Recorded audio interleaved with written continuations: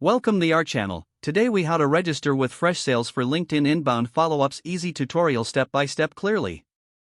Visit the Freshsales website in your browser. Click on the sign up button located on the home page. Enter your email address in the provided field. Create a strong password that meets the specified criteria. Select your country from the drop-down menu. Click on the Get Started button. You will receive a verification email at the address you provided. Open your email and find the verification message from Freshsales.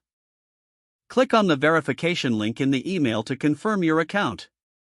Return to the Freshsales website once your email is verified. Fill out the basic information form that appears next. Enter your first and last name in the designated fields. Provide your company name to personalize your account. Choose your preferred language from the options available. Click on the Next button to proceed. Once you're on the dashboard, navigate to the Settings icon. Select the Integrations option from the drop-down menu. Look for the LinkedIn integration option in the Integrations. Click on Connect next to the LinkedIn option. Log in to your LinkedIn account if prompted. Authorize Freshsales to access your LinkedIn data. Once connected, you can adjust your follow-up settings.